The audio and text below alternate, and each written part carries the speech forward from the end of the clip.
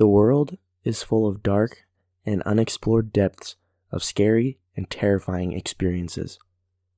How far does the darkness go? Let's find out. Welcome to 5 true horrifying experiences. Story number 1. My friend just snapped. This happened a few months ago. A new guy joined my boarding school. He was this skinny dude that, even though he seemed a little bit off, he was extremely nice. Anyways, we immediately hit it off quite well since we had pretty similar music taste. He was a little bit weird, but overall a charming, normal dude. He wouldn't get along with most people though, so I felt some sort of responsibility to make him feel welcome and at home. I would help him out with cigarettes when he needed any, and generally I would be very kind to him. One time I arranged to meet up with him and with my girl outside of boarding school since we would get the weekend off. We met in the central city of where I lived and decided to get some drinks and sit at a park. It was getting late and conversation was flowing and everyone was having fun. He kept being his weird but fun self until, well, he snapped. I know for a fact he wasn't drunk since we were drinking beers and he only had one. He suddenly just had this crazy look and kept holding on to my girl really hard. I could see she was starting to panic, so I just pushed him off. He calmed down for a second and then picked up something up from the floor and tried to shove it into her mouth. At that point, I charged at him full speed and threw him to the ground. I held my fist up and he immediately started to apologize, but he would only say, "I'm sorry," over and over again. Once I got up, he immediately tried charging towards her as if I didn't just tackle him down. I stopped him before he could touch her and threw him on the ground again. I gave him a few punches but stopped. Something about his expression really scared me. He had this look like he wasn't even there. It was like he had one goal, which I didn't want to find out. I put him in a headlock and got him far from my girl and where we were sitting. I then pushed him as hard as I could and went to get my girl and leave. He kept trying to follow us for a while until I went up to him. He still had this weird, hollow look on his face. I tried getting him to leave until finally I told him, "Look man, we forgot something back in the park. Can you go bring it?" Somehow that dumb idea worked. He started walking back. The second he was out of sight, me and my girl made a run for it and took the first bus home. But that's not all. He texted me a couple times since that happened. If there's anything interesting, I'll make an update explaining what happened and upload some screenshots. Story number 2. I keep forgetting you're 14. First post, but I've had my fair share of creepy dudes, so I figured I'd share one of the standouts. This happened when I was 14, well over 10 years ago at this point. I grew up in a mid-sized town with quite a few suburbs and industrial areas kind of mashed together. The downtown was nothing special except for an overabundance of coffee shops and some historic buildings. I went out alone after school because I liked having independence, avoiding being home and listening to music. I typically left my house before my mom got home close to 5 p.m. and was back before dark, which depending on the season was any time between 7 p.m. and 9 p.m. I had a cell phone, a flip phone at the time, so my mom felt safe letting me go out alone as I could call her anytime. For most of my time as a 14-year-old, I would go to the same coffee shop, get something filled with sugar and caffeine, and try to draw or write while listening to music. I went there so often that they knew my order and the approximate time I would come in. I was also the token goth kid around town, and I looked older than I was, the curse of developing early. So I guess I was easy to remember. One day, I was sitting in my usual spot at a table by the window, trying to draw. I'm not a very good artist, and I can see some guy staring at me from the booth facing my table on my left. I'm pretty used to this feeling, so I just continue drawing. A little while later, the man comes up to me and asks to borrow a pencil. I smile and give him one, and just go back to what I'm doing. Shortly after that, he comes up again and asks if he can talk to me and wanted me to join him at his booth. At this point in my life, I'd already been approached by men who typically backed off once they learned my age. I also was terrified of making a grown man angry because in my mind, it was better to pacify someone than to provoke them. I figured an angry man might be more prone to hurt me, so I acquiesced and sat at his booth with him. He slid into the booth beside me, which was uncomfortable, but he hadn't made physical contact with me. He gets to talking and tells me that he's so nervous talking to women and that I'm the most beautiful woman he's ever seen. I try to take compliments quietly and laugh them off, waiting for my opening to tactfully tell him that I'm basically a child. I ask him what he does for a living and how old he is. He responds that he's in construction, he's 21 years old, and then he asks me what I do. I say, well, I'm still in high school because I'm 14. He's taken aback by this just a little bit. I can see it on his face. Mentally, I'm preparing to make my exit because now that he knows I'm a minor, I can get out of this. Well, I was wrong. He doubles down on telling me that I'm the most beautiful woman he's ever seen. Then he proceeds to tell me that he remembers every outfit I've worn since he first saw me 2 months ago. Since I go out almost every day, it's a lot of outfits, and he describes them to me and tells me what his favorite outfit of mine is. I take the same route to the coffee shop from my house every day, so he must hang out somewhere along there. Did he follow me to the coffee shop? Has he been stalking me? At this point, I'm freaking out on the inside, but I'm trying to keep my cool until I can figure out a way to gracefully exit the situation. We make small talk. I'm still scrambling for a way out, and I try to distance myself from him in the booth. He puts his arm around my shoulders and a few moments later says, I keep forgetting you're 14. I can feel myself tense up at this point. I try to stammer through something and laugh it off. I notice it's getting dark out and say, oh, I really need to get home. My mom will be worried about me, trying to play up that I'm still pretty much a kid. He resists and says that I should come to the park with him and his friend. The park is on my way home, so I tell him that I can walk past it, but I should really get home. His friend was already at the coffee shop, unbeknownst to me, but sitting further away, so he introduces us and we all leave. I don't really remember the walk to the park, but when we get there, he vehemently tries to convince me to walk down the hill into the now very dark park with himself and his friend, 2 adult men. I tell him that I really have to get home, that I have school in the morning, and that I'm sure we'll run into each other again. I finally make my exit and begin feeling some relief. I may be a block away from the park when his friend comes chasing after me and tells me how they have coupons for tacos and goes on about how much his friend likes me and wants to take me out. I'm kind of incredulous at this point. He's trying to impress me with taco coupons? I tell him no, that I'm a kid and that I have school. Luckily, the friend backs off and I safely make it home.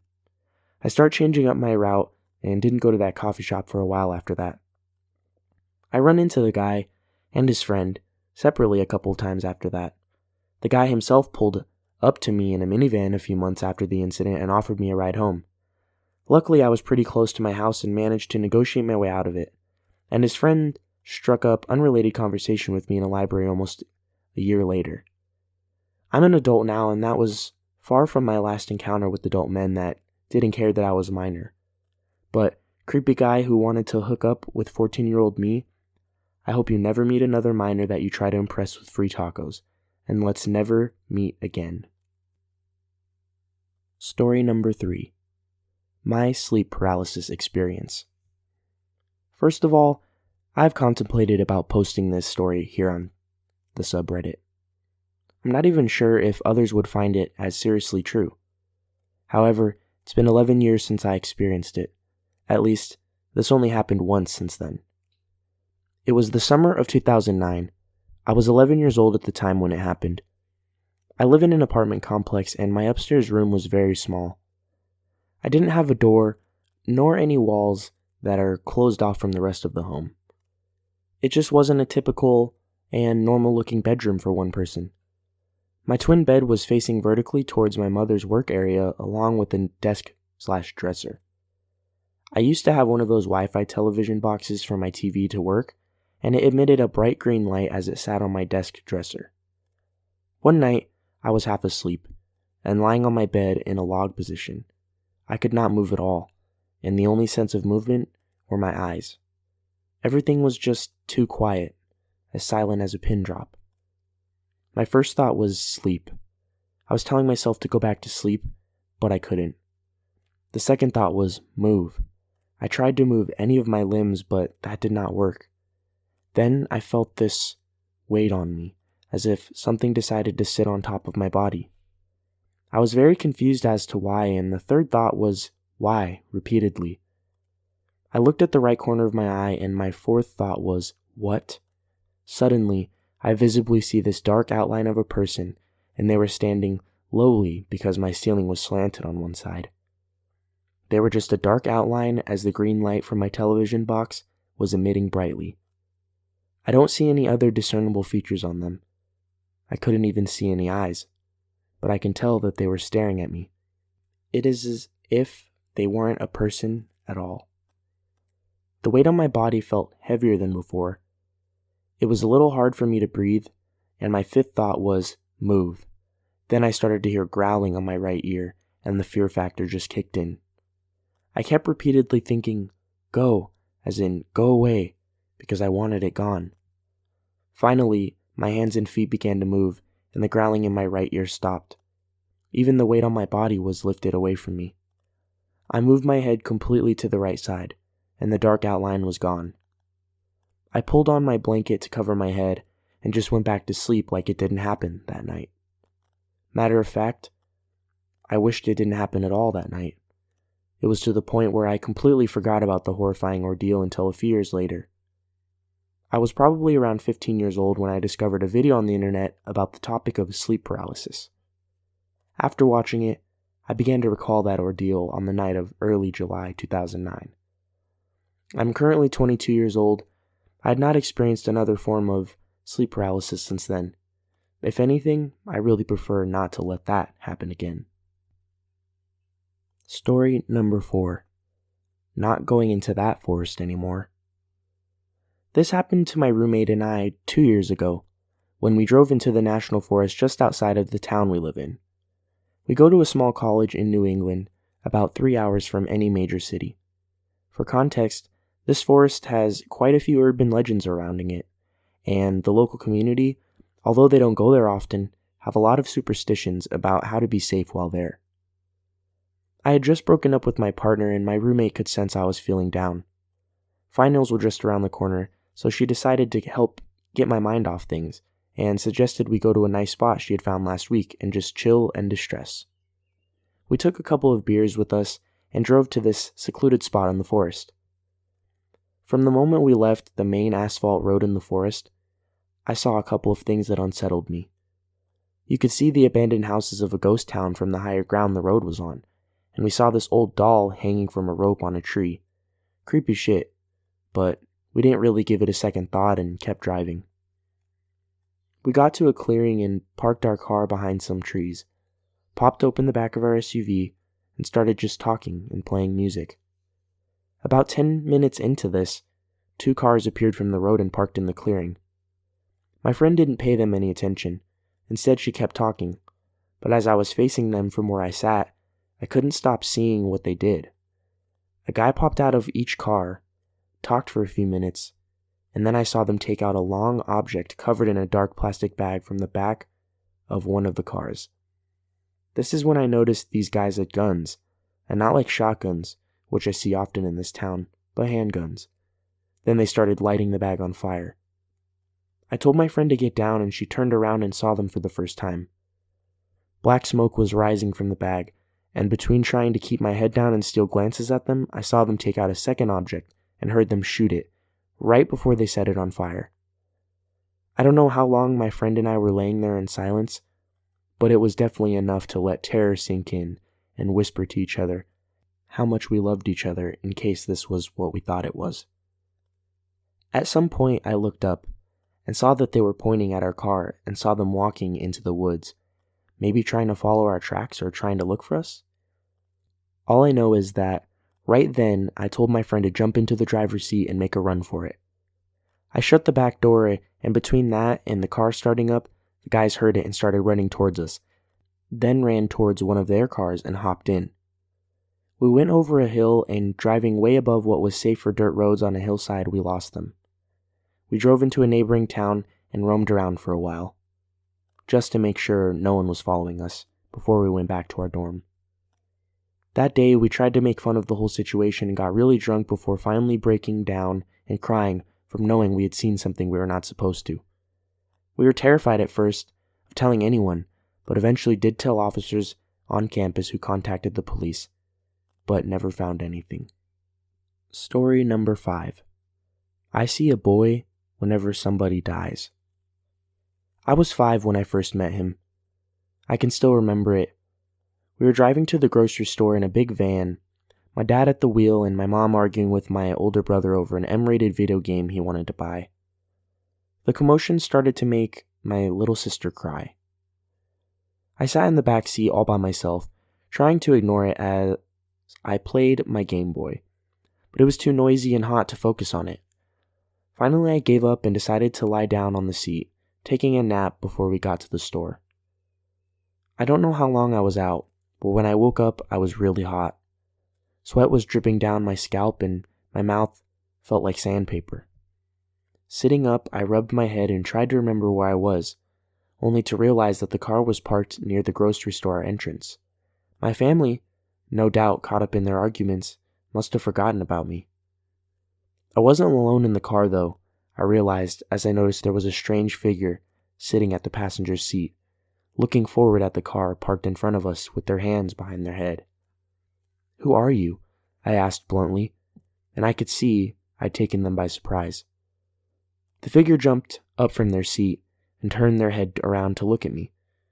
I could see that it was a boy, with pale skin and silver hair that reminded me of the characters in my brother's games. To my surprise, he smiled when he saw me. "Hey there, little guy," he greeted as if he were one of my relatives, before he crawled forward into the middle seats. "I didn't think you'd wake up." I backed away as he came closer, which made him laugh as he sat backward in the chair, staring down at me. "Come on, there's no need for that. I swear I won't touch you." Being a 5-year-old, I wasn't equipped to handle a situation like this, so I resorted to stating the obvious. "This isn't your car," I said. "That's true," he replied, as his smile seemed to grow wider. "Don't worry, kid. I won't be here too long. I'm just waiting." "Waiting for what?" I asked, but in reply, he just winked at me before lying back down on the seats. It was then that I noticed the smell around him, ashy and stale, like a dying fire. Not wanting to say anything else to the stranger, I moved to the edge of the seat and stared out to the store's entrance, waiting for my family to come back. After some time passed, I saw my mom walk out towards the van alone in a hurry. It seemed she had finally noticed I was missing. "Hey," I said to the stranger, "you need to leave. My mom's coming." "Really?" he asked as he shot back up to look out the window. To my surprise, he seemed excited about the news. Upon seeing her walking down the lot, he turned to me with an oddly somber look, given what he'd been acting like just moments before. "Well, kid," he said, "it's been fun talking to you, but I've got to get to work. Don't hate me too much for this, all right?" I was about to ask what he meant when a loud noise outside caught my attention. I turned back to the window to see where my mother had been standing. A car was now in her place. A woman, who I assume was the driver, was standing next to the driver's side, screaming and sobbing as a crowd of people surrounded her. I was confused about what was happening until I saw 2 legs lying in the parking lot, the rest of the body obscured by the car. A trail of blood was leaking out from a wound I couldn't see, and as my eyes followed, I noticed that at the end of the legs were my mother's shoes. I stood frozen for a few seconds as my brain processed the scene, and as tears started to run down my face, I turned around to face the boy. "What did you do?" I called out in anger, only to freeze when I realized I was now alone in the van. Somehow he had slipped out without me even hearing. Now alone and confused, I had no idea what else to do, so I did what any child would have done, crawled into the middle seats, pulled the door open, and ran to my mother. By the time I'd gotten up to her, a sizable crowd had already formed, and I could hear the wailing of an ambulance in the distance. I tried to shove my way through the onlookers, and as I did, I noticed the dying fire smell again. Looking to the direction of it, I could see a glimpse of silver hair before it disappeared through the group, and a new burst of energy coursed through my body. I pushed through, people with a strength I didn't think I was capable of, shouting all the way. As I got to the edge of the crowd, who were now being pushed by the store's security, I could see the boy walking out towards my mom, who was lying in a heap next to the entrance. "Leave her alone!" I shouted, and ran forward before any of the guards could stop me. The boy ignored my pleas as he neared my mother's body. When he got close enough to her, he knelt down beside her and raised his hand out to her. I was just about to reach them when I felt a pair of hands grab my waist and lift me up. "No!" I screeched, kicking and punching at my assailant as they pulled me away. I looked over to see that it was my father, who was staring at me with a panicked expression as he marched back toward the crowd. "Let me go!" I protested. "You have to stop him." But it was too late. I realized as I turned my head back. The boy had his hand resting on my mother's face, and he was staring at me with a look of remorse.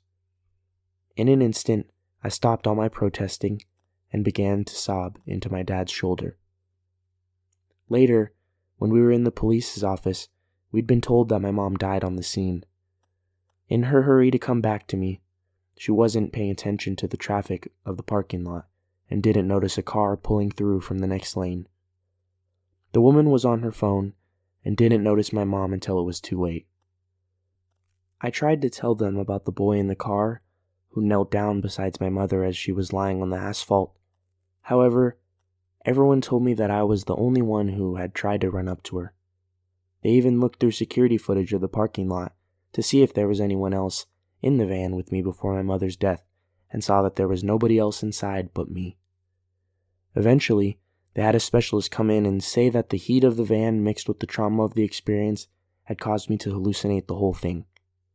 Still though, for the next few days, whenever we'd ride in that old van, I'd smell that dying fire scent lingering in the air. Thank you for tuning in on this episode of 5 True Horrifying Experiences. Hopefully you guys enjoy these stories as much as I did. When I narrate them, this is actually my first time reading the stories, so I'm as shocked and surprised and scared and sad. I feel all the emotions same as you guys, so I hope you guys are enjoying this. Thank you for subscribing and liking the video. I got a lot of likes, a lot of very positive comments in the last video, so I'm glad you guys are enjoying it, and I'm going to keep on keeping on, and hopefully you guys stay tuned, because it's only going to get better from here. Thank you.